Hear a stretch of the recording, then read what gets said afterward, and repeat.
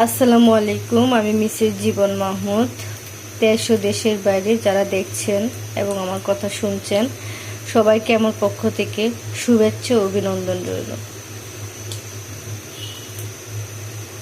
আজ আমি বোয়াল মাছ ভাজি রান্না করতে করতে কিছুটা সময় আপনাদের সাথে কয়েকটা কথা আমি শেয়ার করব।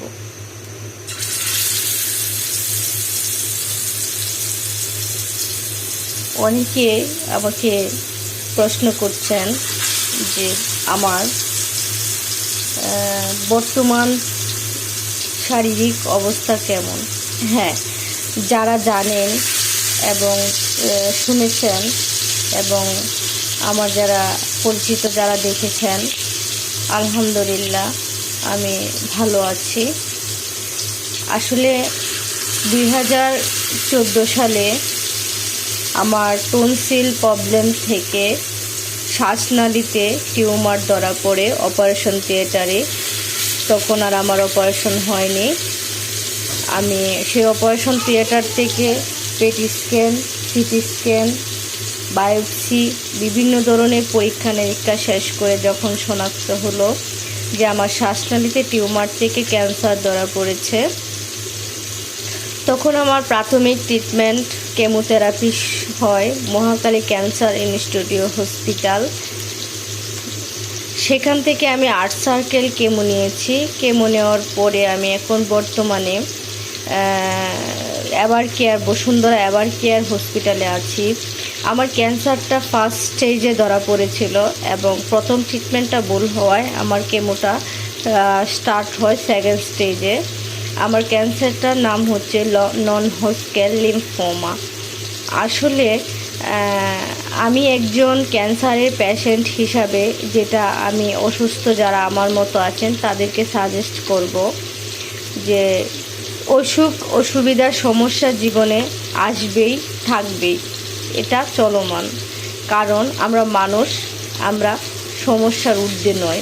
সৃষ্টিকর্তা আমাদেরকে সৃষ্টি করেছেন এবং একটা প্রাকৃতিক নিয়মে আমাদেরকে জীবন ধারণ করতে হবে, এটাই বাস্তব। আরাম আয়েসে যে জীবন চলে সেটাকে আসলে আমি প্রকৃত সূত্রে সেটাকে জীবন বলবো না।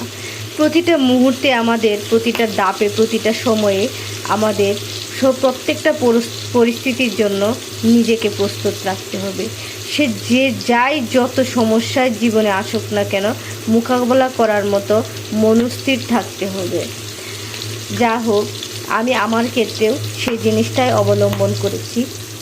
অক্লান্ত পরিশ্রমের পরে, ধৈর্য, ত্যাগ, তিতিক্ষার পরে, অর্থনৈতিক সাপোর্ট, মানসিক সাপোর্ট, পারিপার্শ্বিক সাপোর্ট, আপনজনের ভালোবাসা সব মিলিয়ে আমি আমার ক্যান্সারটা যে ট্রিটমেন্টটা লং টাইম সেটা আমি শেষ করেছি। এবং ক্যান্সার ট্রিটমেন্ট শেষ করার পরে আমি দ্বিতীয় কন্যা সন্তানের মাও হয়েছি। আলহামদুলিল্লাহ আমার মেয়েটা অনেক ভালো আছে। আসলে প্রতিটা অসুখ অসুবিধা সমস্যার জন্য আগে দরকার হচ্ছে আপনজনের ভালোবাসা, মানসিক সাপোর্ট। আলহামদুলিল্লাহ আমি আমার ক্ষেত্রে সেটা পরিপূর্ণভাবেই পেয়েছি।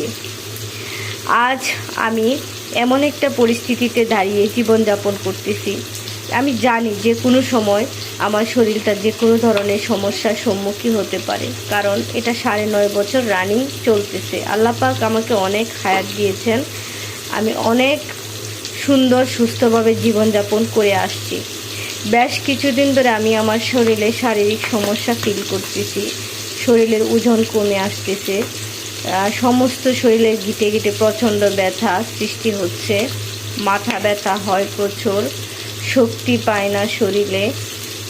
যেখানে আমার টিউমারটা ধরা পড়ে টনসিলের সাইডে, সেটা কিছুদিন পর পর ফুলে ওঠে, সেটা থেকে তীব্র শরীরে যন্ত্রণা হয়, জ্বর আসে।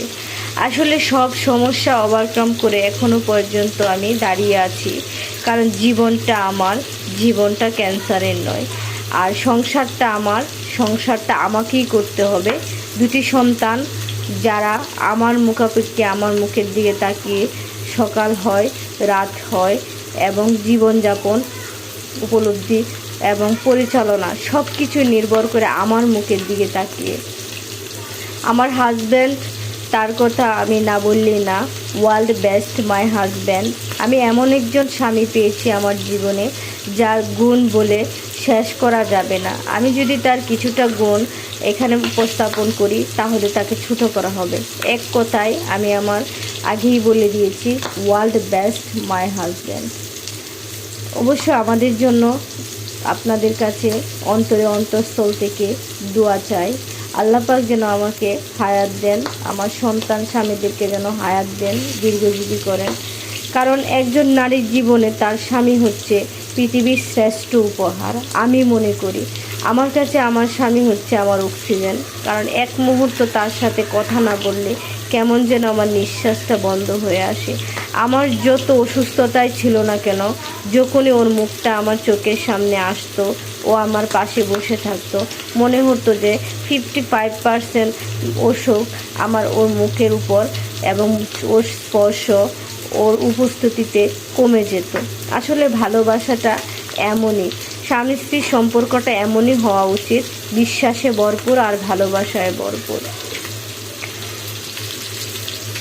আমি আমার মতো যারা ক্যান্সারের পেশেন্ট তাদের উদ্দেশ্যে একটা কথাই বলবো, আপনারা যেখানে যে অবস্থানে থাকেন না কেন মনোবল হারাবেন না।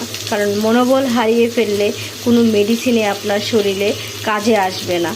মন মস্তিষ্ক হচ্ছে সকল রোগের সাথে যুদ্ধ করার একমাত্র মহা ঔষধ আমি মনে করি। আমার জন্য আবারও বলছি দোয়া করবেন, আমি যেন খুব দ্রুত আমার সাময়িক সমস্যা যে শারীরিক অসুস্থতা ফিল মনে হচ্ছে তা থেকে যেন ওভারকাম করে সুস্থ হয়ে আমি আবার স্বাভাবিক জীবনযাপন করতে পারি। যাই হোক, আমি আমার হাজব্যান্ডের জন্য রাতের খাবার হিসাবে বল মাছের তরকারি, পাশাপাশি আমি বল মাছ ভাজি করতেছি। কারণ সংসারে খুঁটিনাটি যাই হোক না কেন আমি সবসময় আমার হাজব্যান্ডের সাথে শেয়ার করি, সে যাই হোক না কেন। কারণ আমার কাছে কেন যেন মনে হয় যে একজন মানুষের বা একজন নারী এবং পুরুষের ক্ষেত্রে সংসার জীবনে সব কিছু শেয়ার করা উচিত। কারণ হাজব্যান্ডের যা আছে স্ত্রীর জানার অধিকার আছে, স্ত্রীর যা আছে হাজব্যান্ডের তা জানার অধিকার আছে। দুইজনের ভিতরে তাহলে বিশ্বাসে কোনো গ্যাপ থাকে না, যদি সম্পর্ক ভালো হয়। আর আমি আমার রান্নার ক্ষেত্রে যদি বলি আপনাদের সাথে, আমি সবসময় আমি আমার রান্নাটা শুরু করি আমার হাজব্যান্ডের জিহ্বার টেস্ট দিয়ে। কারণ আমি জানি এবং আমি উপলব্ধি করতে পেরেছি সে পছন্দ, কী খেলে পছন্দ, কী তার প্রিয়। সবসময় খাবারের তালিকায় আমি আমার হাজব্যান্ডের প্রিয় জিনিসটাই রান্না করার চেষ্টা করি। কারণ ও তৃপ্তি সহকারে খেলে কেন যেন মনে হয় যে আমার ভেতরটা খুব আনন্দ লাগে। ওকে, এতক্ষণ আমার পাশে থাকার জন্য আপনাদেরকে অসংখ্য অসংখ্য ধন্যবাদ। আমার জন্য দোয়া করবেন আমি যেন এই ক্যান্সার নামক মরণবিধি রোগ থেকে রক্ষা পাই। আল্লাহ হাফেজ, আসসালামু আলাইকুম।